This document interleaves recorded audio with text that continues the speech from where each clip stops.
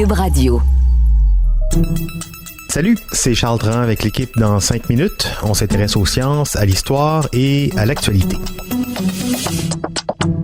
Aujourd'hui, on parle du VIH. Le virus qui cause le sida a mystérieusement disparu chez une femme de 30 ans en Argentine, ce qui évidemment donne beaucoup d'espoir sur les possibilités de guérison, tant chez les personnes atteintes et leurs proches que chez les chercheurs. Les progrès dans la lutte contre le sida au cours des 2 dernières décennies ont beaucoup inspiré l'engagement des États membres des Nations unies qui se sont donné l'objectif commun de mettre fin à la maladie d'ici 2030. Donc, cette guérison est-elle explicable ou un peu magique? Voici Élise Jeté. Tous les signes du VIH ont disparu chez une jeune femme qui a reçu un diagnostic positif en 2013. Selon ce que rapporte le magazine numérique de Conversation, différents chercheurs qui se sont penchés sur son cas pensent qu'elle pourrait faire partie d'une poignée de personnes dans le monde qui a combattu de façon permanente l'infection.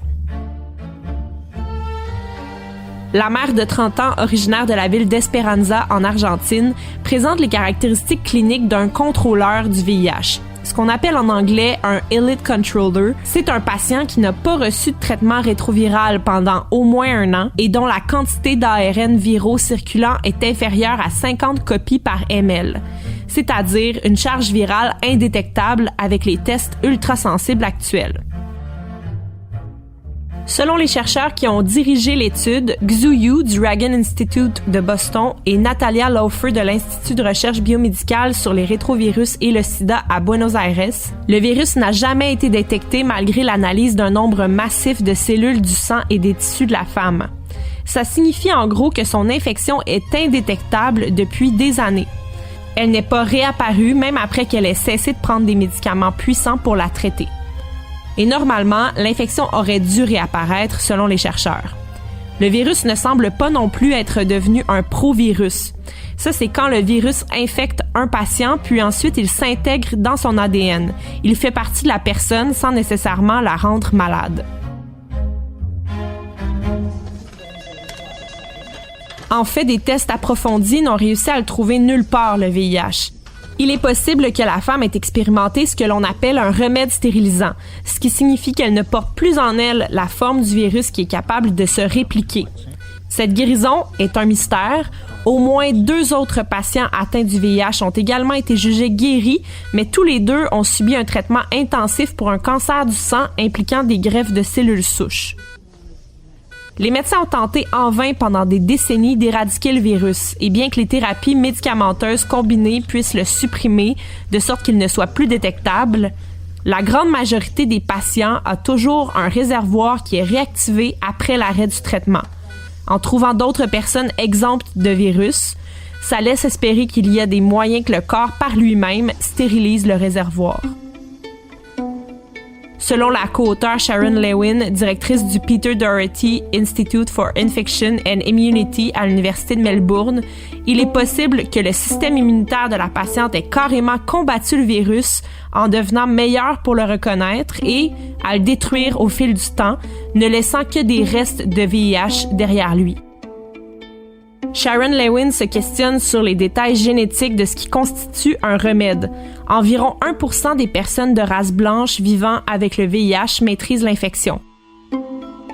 Elle estime qu'il est possible qu'un sous-ensemble de cette proportion-là soit guéri, donc une proportion qui n'aurait plus le VIH capable de se répliquer. Les chercheurs ont déclaré que la femme argentine dont le partenaire est décédé du sida en juillet 2017 ressemble au patient de Berlin. C'est un homme, Timothy Brown, qui avait développé un remède stérilisant probable du VIH après avoir subi une greffe de cellules souches pour traiter la leucémie myéloïde aiguë il y a près de 15 ans. Une guérison qui, au bout du compte, ressemble à un concours de circonstances. Depuis le début de l'épidémie de sida, près de 80 millions de personnes ont été infectées par le VIH et 36,3 millions de personnes sont décédées des complications de la maladie virale. Dans le monde, on estime que 37,7 millions de personnes vivaient avec le VIH en 2020. Mais les progrès sont tangibles. Le nombre de personnes nouvellement infectées par le VIH est tombé à 1,5 million dans le monde en 2020, contre 3 millions en 1997. Ouais, des progrès tangibles, mais tout de même, la prudence et la protection sont de mise. Si le nombre de personnes nouvellement infectées annuellement a diminué dans le monde en 20 ans, ce n'est pas le cas au Canada. À l'occasion de la Journée mondiale du sida la semaine dernière, l'Agence de santé publique du Canada estimait qu'entre 2013 et 2018, les infections par le VIH au pays ont augmenté de 31%. En plus, si le VIH peut être pas mal contrôlé et que la recherche fait des bonds de géant, c'est tant mieux.